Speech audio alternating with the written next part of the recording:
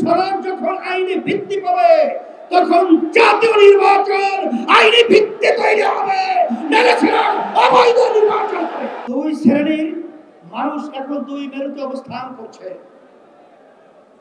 এর ভিতরে এক শ্রেণীর মানুষ হলো যারা নাকি আমরা দেশপ্রেমিক, আর এক শ্রেণীর হলো ক্ষমতা প্রেমিক। আপনাদের মাধ্যমে বর্তমানে অন্তর্বর্তীকালীন সরকারকে আমরা জানাতে চাই যে আজকে আমরা রাজপথে একত্রিত হয়েছি কি দাবিগুলো আদায়ের জন্য, বিশেষ করে জুলাই সনদের স্বীকৃতি সহ এই বাংলাদেশকে সুন্দর একটা দেশ তৈরি করার লক্ষ্যে যে জুলাই সনদ তৈরি হয়েছে, এই সনদের আইনি ভিত্তি জাতীয় নির্বাচনের আগেই এটা আমরা চাই এবং দিতে হবে। সমস্ত রাজনৈতিক দলগুলো এই আইনি ভিত্তির ব্যাপারে, গণভোটের ব্যাপারে তারা একমত পোষণ করেছে।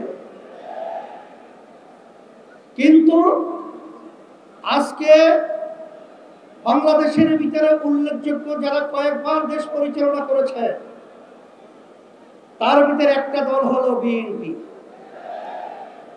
আজকে বিএনপি যে গণভোটের ব্যাপারে প্রস্তাব রেখেছে, যেদিন জাতীয় নির্বাচন সেদিন নাকি গণভোট।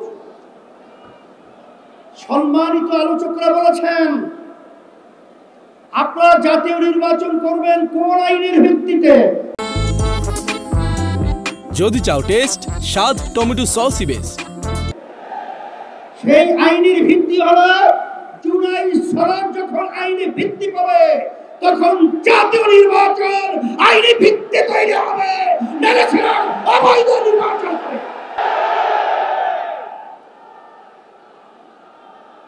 আজকে আমরা দেখেছি সেই মোড়ের মধ্যে সেই 2024 জুলাই এবং আগস্ট, যখন জুলাই 17 তারিখ বাইতুল মুকাররমের উত্তর গেটে আমি তখন বলেছিলাম যে আজকে আমাদের সন্তানদেরকে যেভাবে পাখির মতো গুলি করে রাস্তার ভিতরে আজকে লুটিয়ে দেওয়া হচ্ছে, আমি বাংলাদেশের সর্বশ্রেণীর ছাত্র জনতা, আলেম ওলামা, হাফেজ সহ সবাইকে আহ্বান জানিয়েছিলাম যে এখন আমাদের ঘরে বসে থাকার সুযোগ নেই, ঘরে বসে থাকার সময় নেই। আমরা আজকে রাস্তায় আসবো, ফ্যাসিস্টকে উৎখাত করব, বাংলার জমিন থেকে কাঁটাতারের উপরে নিক্ষেপ করব। বাংলাদেশ মুক্ত হয়েছে। সেই হিসাবে আজকে আমরা দেখেছি দুই শ্রেণীর মানুষ এখন দুই মেরুতে অবস্থান করছে। এর ভিতরে এক শ্রেণীর মানুষ হলো যারা নাকি আমরা দেশপ্রেমিক, আর এক শ্রেণীর হলো ক্ষমতা প্রেমিক। ফ্যাসিস্ট আওয়ামী লীগ সরকার তারা দেশ প্রেমিক ছিল না, তারা ছিল ক্ষমতা প্রেমিক।